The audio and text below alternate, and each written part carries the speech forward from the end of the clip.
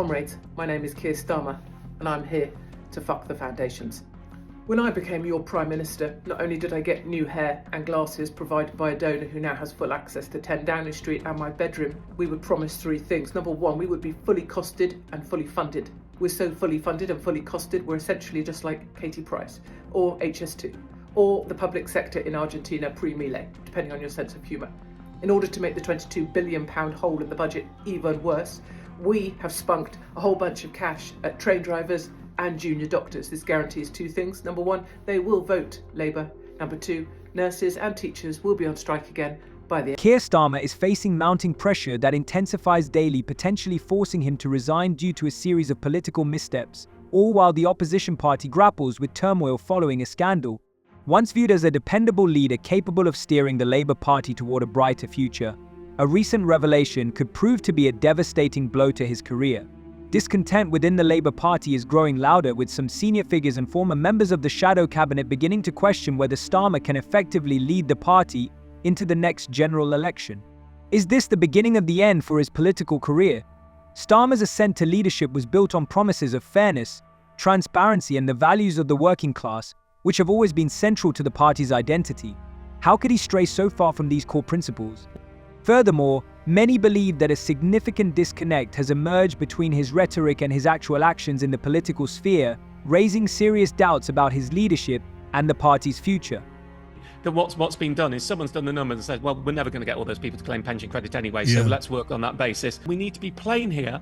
We have pensioner households on less than £11,400 a year income, which is a tiny amount, who the government says should be getting winter fuel payment. Even the government with its narrow means testing said those people, they really need it, who are going to miss out. And I cannot see any way of targeting those people and getting even a fraction of them to claim this before it hits, which means we have a real risk that 800,000 of the lowest income pensioners, the bottom income pensioners, the ones the government says should get help, are going to miss out on a £500 net help on their energy bills this winter, and that is going to bring them down to the choice between heating and eating. Starmer has encountered significant contradictions within the party's policies, which have failed to resonate with its members and the public. His stance on tuition fees has been a major letdown for students and educators. He promised to abolish the fees but ultimately could not deliver on that commitment. Housing issues represent another contentious topic. The Labour Party has faced criticism for the outcomes of its affordable housing initiatives.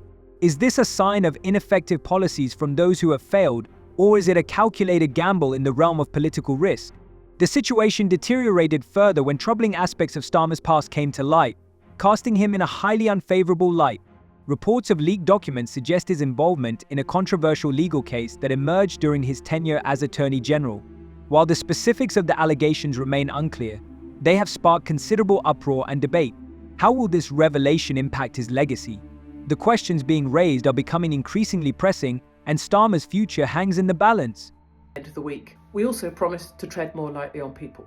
We're doing this by arresting 11 and 12-year-old white boys in their own homes, even though their mothers are off partying in Ibiza, typical. And if you're a wife of a Tory councillor, please know that we will send you to Birmingham in order to be given your sentencing, because local communities need to see us sacrificing white people in order that we can secure their votes next election. We'll also be crucifying anybody critical of this regime. If I get my hands on that slag Katie Hopkins, she's well and truly fucked. Elderly people, I will crush you. I will take your bus passes, I will take your heat, and I will take the joy from your life, and you will die early, because the way we can ease the burden on the NHS is by crushing people who don't typically vote for us. And the worst is yet to come. This is Starmageddon. The worst is yet to come. Starmer, once celebrated for his impressive legal education and experience as Attorney General, appeared to be the ideal candidate to unite the party and guide it toward a brighter future. However, he has struggled to forge genuine connections with ordinary people in the working class, highlighting his failure in leadership and a troubling disconnect from the party's core values. What does it indicate about the Labour Party's trajectory under his leadership? Discontent is brewing within the party, resembling dark clouds gathering before a storm. Both former and current MPs are openly voicing their frustrations, pointing to Keir Starmer as someone who is disconnected from the true beliefs of the Labour Party. Could this internal strife within the Labour Party signify a deeper crisis in political identity that threatens the very foundation of the party? The Prime Minister needs to misrepresent me to make his point. I don't need to misrepresent him to make my point. Yes.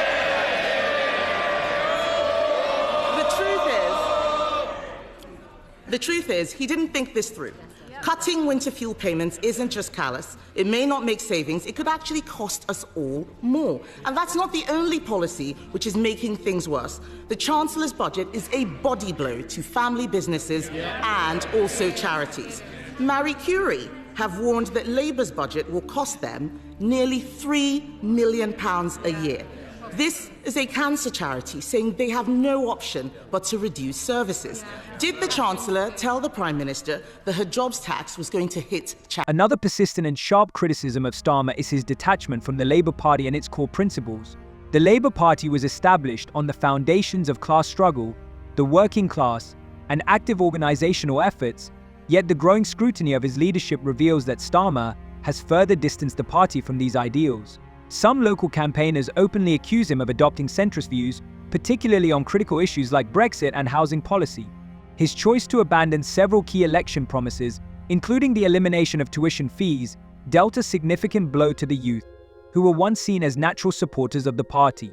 Starmer's noticeable silence on many pressing issues raises serious doubts about his courage and ability to implement the necessary innovative changes.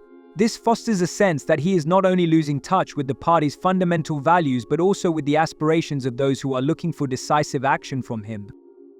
Speaker, for years, the Prime Minister and his cabinet played politics with the WASPy women. The Deputy Prime Minister said Conservatives were stealing their pensions. She promised to compensate them in full. Another broken promise. Now they admit we were right all along. But let's ask about another group of pensioners whose trust... Let's ask about another group of pensioners whose trust was broken.